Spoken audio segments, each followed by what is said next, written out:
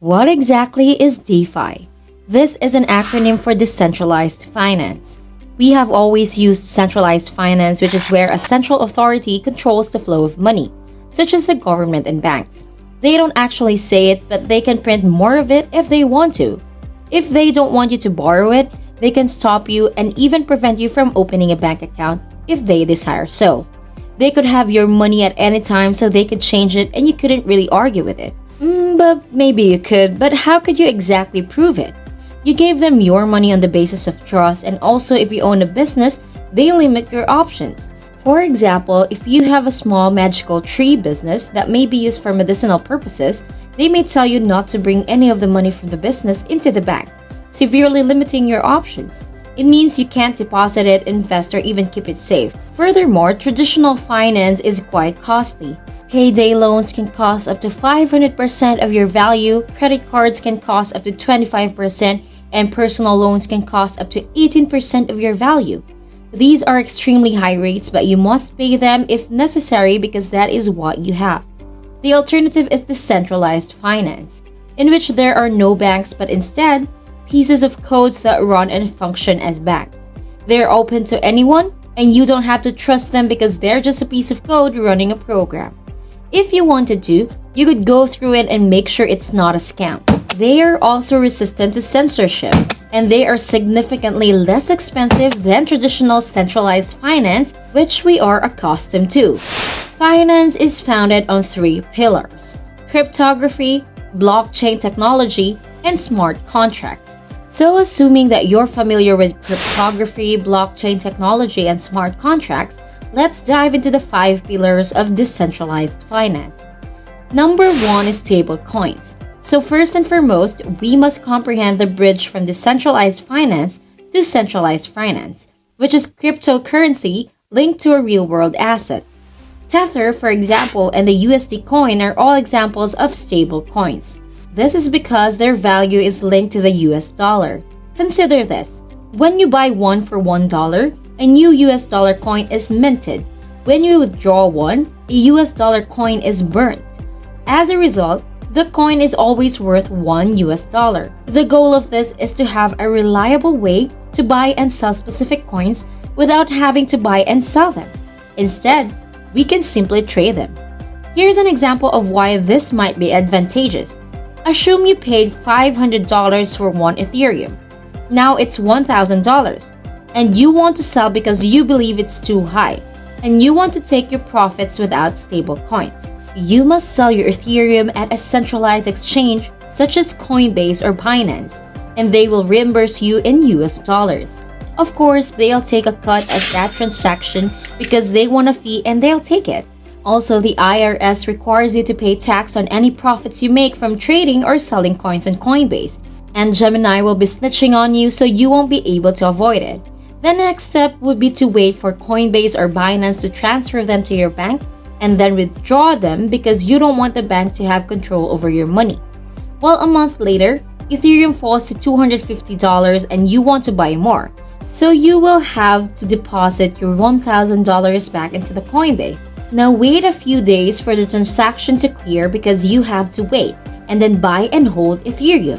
When Ethereum reaches $500 again, you will then decide to sell it at your centralized exchange, pay the fee, and wait a few days for it to arrive to your bank account. In this example, there are a lot of fees, taxes, and waiting. Instead of going through all of the trouble, let's say we use a stable coin like USDC and you bought one Ethereum for $500 and it rose to $1,000. You exchange one Ethereum for 1,000 USD and hold it for a month, as in the previous example. It falls to $250 and you exchange your 1,000 USD for Ethereum, at which point it rises to $500. Within 5 minutes, you sell your Ethereum for $2,000 with fees of less than 1% because you traded on what we call a decentralized exchange, which we will explain later on. However, because of it, you were able to trade almost instantly, and the USD was secure, so you trusted it because it was just a code. It does not change, unlike Coinbase, Binance, or Gemini, which are under the control of the government, and more importantly, the people. So the purpose of stablecoin is to allow you to participate in the crypto sphere without having to use your government-owned bank. Banks are taken for granted in many places, including the United States. But some countries severely restrict how much money can be moved around or what currency can be purchased with. In fact, in the United States, any transaction exceeding $10,000 must be vetted and approved by a bank while using a stablecoin such as USDC. You can move $10 million from one address to another for a $5 fee. You could never do that with US dollars. Number 2 is lending and borrowing. Lending and borrowing are important pillars of decentralized finance. Indeed, a large part of the world's current financial situation is based on lending and borrowing money. So it stands to reason that the blockchain could do it better. One of the reasons we can reliably lend and borrow with banks is that we usually put down something like 20% collateral, so that if we do not repay the entire loan, the government can come after us and imprison our finance. In short, there are legal ramifications for failing to repay a loan in a timely manner using cryptocurrency. This is a problem because anonymity is one of the benefits of crypto. You could put down $20 and walk away with the rest of the loan, never to be seen again. So we need to find a way to solve this with smart contracts. We can actually give others access to our funds while keeping custody of them. So for example, if person A wants to earn interest on his coins and person B wants to borrow some coins, person A goes to Compound or Aave, which are two platforms that allow crypto borrowing and lending, and person A deposits his coins into a smart contract. If you don't already know, smart contracts are simply code that runs a specific function in return for C tokens or A tokens that are a representation of his original coin plus interest. Whenever he wants, he can simply turn his A tokens or C tokens into that smart contract that was created by compounder Aave, and they spit out his original deposit plus interest. Now the smart contract is designed in such a way that no human being is required to perform the calculation or the transaction. It's all automated by code. So if person A wants to earn interest by lending in the traditional way, person B must do something in the borrowing portion. Person B must do over-collateralize his loan. This means that if he wants to borrow $100, he must put up $100. So that if he runs away and never repays his loan, the smart contract is written in such a way that it can pay back the person's coins plus interest. At this point, you may be wondering, what's the point of taking loan if you already have the money? You're probably thinking in US dollars. Say you have 10 Ethereum worth $1,000 because they're each worth $100. But you don't want to sell them because you believe strongly in the Ethereum project. So you put them up as a collateral and borrow $800 in Tether, a stable coin pegged to the dollar. So you trade that $800 around, making some money, losing some money, making some more money, and now it's time to pay back your loan. So you have $850 in Tether and pay back the original $800 loan to get your 10 Ethereum back. Well, in this example, you made $50 from the small trades you made, and you got lucky, but it has also been a few months in Ethereum, as it has done in recent months, has exploded and they are now worth $150 each. So you now control $1,000 plus the $50 you made trading. Basically, if you believe in Ethereum and own it but don't want to sell it and want to use the value of it, you can take out a loan on it in the hopes that it will be worth more than you cash it out. However, if you traded and lost some money, gained some money, and then lost some money, and ended up with $750 in Tether, you have two options. Option A is to front the extra $50 to pay back the full loan, the $800, and get back all of your collateral. And option B is to keep your $750 and lose your 10 Ethereum, which could be worth a lot. Now, this may be information overload, but there is a second type of loan in crypto called a flash loan, which is a loan that lasts for about 10 seconds if you buy Ethereum for 10 on Coinbase and sell it for 11 on Gemini. You can theoretically make $1 for each of this if you do this one. So you can use what we call a flash loan to borrow millions of dollars. You don't have to put any money down. Simply write a flash loan to borrow $10 million instructed to buy Ethereum for $10 and immediately sell it for $11, and then repay the original loan in 10 seconds, all in one small smart contract that runs in 10 seconds. Essentially, you made $1 million minus the fees for borrowing, but these fees are small because the lender knew you would have to pay them back and that it would be a very short period of time. This is a more advanced technique, but this type of arbitrage would never be possible in traditional finance. Decentralized exchanges are ranked third. Instead of a foreign exchange trader, we have what is known as a decentralized exchange where you can exchange your coins and tokens for other coins and tokens as well. Now the fees are usually very small, like less than 0.5%, which is a great benefit for anyone who wants to trade their crypto assets on a regular basis. Most popular decentralized exchanges or DEXs works in a way where investors pool their money together and then traders can trade that money. The fee of every trade that I mentioned earlier goes back to those investors and it's all written in code. So they don't change and can't skyrocket in value like 15 decentralized exchanges do. For example, Coinbase, the first centralized exchange to go public, only allows you to buy and sell 32 cryptocurrencies at the moment because they are regulated by the government and must follow certain regulations.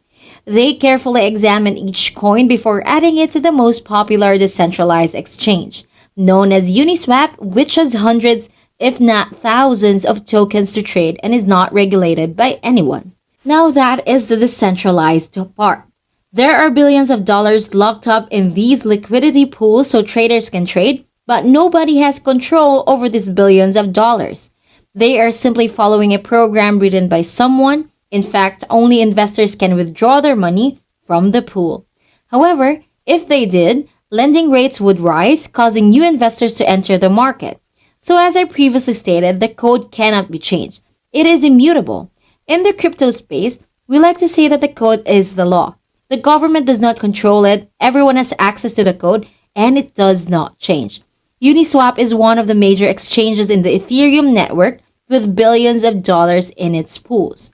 PancakeSwap is another exchange on the Binance Smart Chain network with a few $billion of liquidity.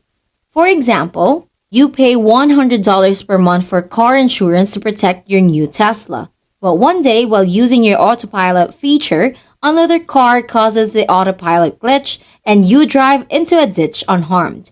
But you completely wreck the car. Since you paid insurance, the insurance company pays you the value of the Tesla so that you can go buy another one. They use statistics to predict how many of their drivers will crash their cars and then use this data to predict how much they would have to pay each year to determine what the monthly price of the insurance should be, which is also known as the premium. To connect the actual world to the blockchain, we must use oracles, which are reliable sources that act as a bridge between the real and crypto worlds. We can build an oracle in our city that reads the temperature and is confirmed by a few people to ensure that it cannot be manipulated. And then the smart contract may use it as a data source to determine whether or not insurance criteria are met. Second, the $100,000 comes from other people buying insurance who paid their premiums but did not get paid out because the requirements were not completed. Much as an insurance firm makes money from people who give liquidity to any decentralized finance platform, may be incentivized within an interest rate to earn their deposit. In other words, portion of the $100,000 may come from investors who gain money by lending their money. Finally, we have number 5, which is margin trading. Let me quickly describe margin trading in the traditional world, and then I'll explain it in the decentralized world. Say you want to buy Apple stock and the price is currently $100. Margin is effectively a loan that will automatically sell your stock if the price falls below your down payment. A $100 loan is required to purchase a $100 stock, and the bank agrees to provide that loan in exchange for a $20 down payment and a 5% annual fee. So here are two situations that could occur. The stock increases from $100 to $150 and you have paper hands. So you decide to sell the stock for $150. You pay back 80% of your loan because the bank already had your original 20% as a down payment and you keep the remainder, which is a profit of $70. So you practically made $70 by investing only $20. This means you have more than tripled your money even though the stock only increased by 50%. This is the power of margin. Use it when you believe something will improve in value to multiply your own money. Now this is the second scenario, and it is if the stock drops to 50%. With margin, you actually have to sell as soon as the value of what you bought can't pay back your loan, so that the stock starts out at $100, then it starts dropping to 90, 85, and then as soon as it hits 80%, boom, the bank forces you to sell your own stock of Apple at $80 so you can pay back your loan. So the $80 you made by selling the stock plus the $20 you gave them as a down payment equalizes the loan. And the bank now has the original $100 they granted you, so they are free and clear, but you didn't benefit anything from it. Now, in reality, you lost the $20 you put in as down payment in centralized finance to trade on margin. To even have access to margin trading, you normally need to be able to prove who you are as well as having a few $1,000s. The costs are also considerably higher than 5%, and decentralized finance margin trading can be a lot quicker, open to anyone in the world with money, and a lot more safer as well. So to summarize, we've covered 5 major pillars of decentralized finance. First is stablecoins, second is lending and borrowing, third decentralized exchanges, fourth insurance, and fifth margin. And that's it for this video. If you find this one informative, give us a huge thumbs up and subscribe to our channel. Also hit the notification bell so that you could get updated whenever we upload a new video online. Till next video!